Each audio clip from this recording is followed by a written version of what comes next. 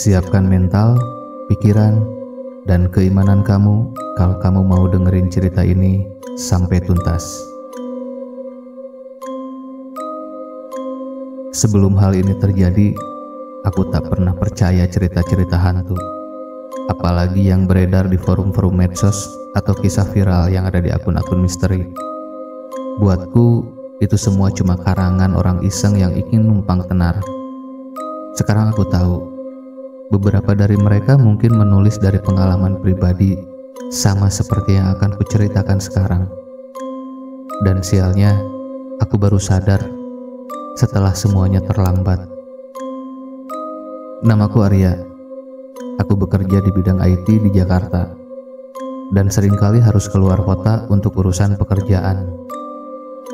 Suatu hari, aku ditugaskan ke Bandung untuk menangani jaringan server di sebuah kantor cabang. Aku menginap di hotel kecil daerah Ciamplas, hotel yang biasa-biasa aja, walaupun terkesan tua, tapi cukup nyaman dan ya lumayan bersih lah. Setelah menyelesaikan semua urusan pekerjaan, aku merasa bosan. Malam itu hujan turun gerimis. Bandung dingin, lengang, dan entah kenapa terasa sedikit sunyi. Mungkin karena aku sendirian, atau mungkin karena keputusanku malam itu. Aku membuka aplikasi di handphone. Bukan aplikasi biasa, tapi jenis yang hanya diketahui lewat bisik-bisik sesama teman, semacam layanan online gitu, yang tidak ada di Play Store, tapi bisa diakses lewat tautan tertentu. Ya, booking online. Ini memang aib untuk diceritain sih, tapi aku perlu menceritakannya biar jadi pelajaran buat yang lain juga.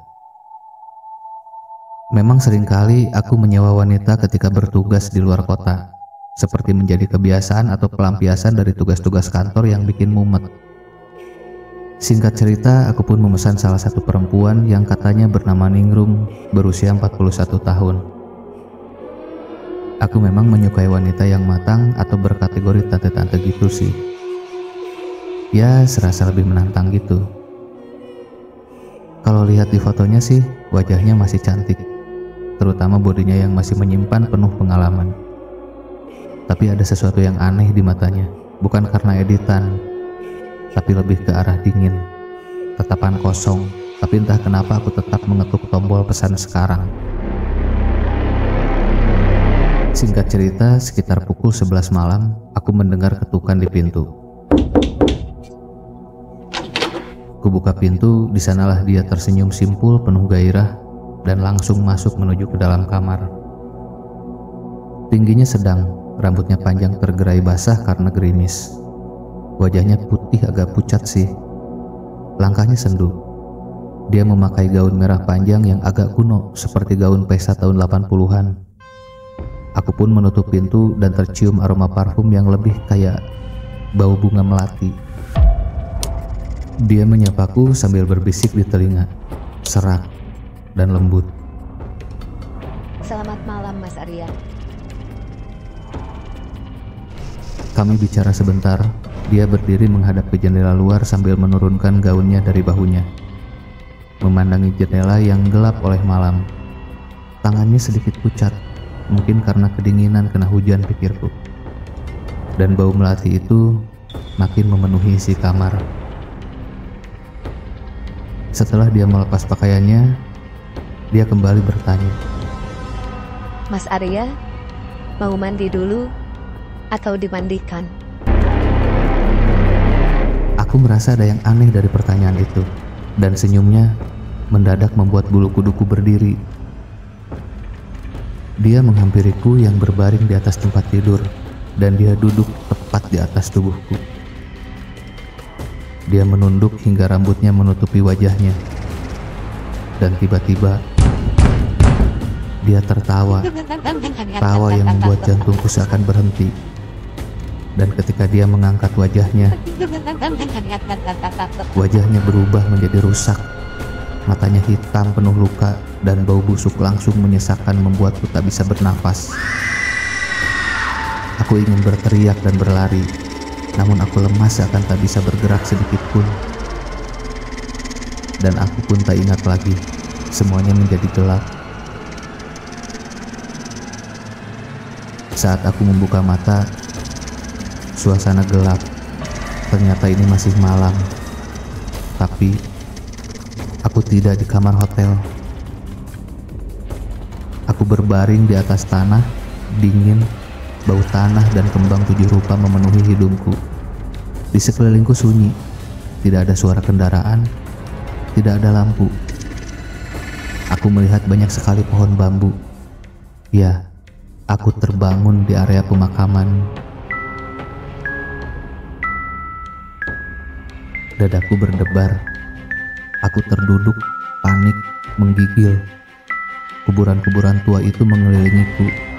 Sebagian hampir tenggelam dalam lumpur. Kabut tipis menyelimuti tanah dan angin malam mendesir pelan, membawa suara seperti bisikan. Lalu aku menoleh ke samping.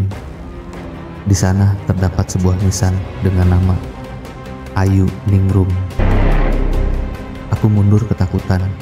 Jantungku serasa meledak. Darahku membeku. Ayu Ningrum itu kan nama yang aku pesan tadi malam. Aku ingin berlari, tapi kakiku terasa lumpuh. Aku menjerit, tapi tak ada suara yang bisa keluar. Lalu samar-samar aku mendengar suara langkah kaki, pelan, menyeret. Ketika aku menoleh, dia berdiri di belakangku. Aku Ningrum. Dengan wajahnya yang membusuk, kulitnya yang mengelupas, rambutnya kusut penuh tanah dan belatung, matanya kosong, bibirnya tersenyum aneh seakan mau memakanku. Aku senang Mas mau menemani aku. Dan sebelum segalanya gelap, aku hanya bisa menjerit. Singkat cerita, aku terbangun di sebuah ruangan dengan tirai putih dan di tanganku tertancap infusan. Kepalaku pusing dan aku mengerang. Tak lama dari itu 2 orang perempuan menghampiri, seorang perawat rumah sakit dan disusul seorang dokter, dan lalu memeriksaku. Ketika kondisiku sudah agak stabil, ada seorang berseragam polisi yang datang. Dia bertanya, kejadian apa yang terakhir kali aku ingat? Aku masih terdiam, dan dia melanjutkan perkataannya. Kalau 2 minggu yang lalu, aku ditemui warga desa di sebuah pemakaman tua, terbaring tanpa mengenakan pakaian dan berteriak-teriak.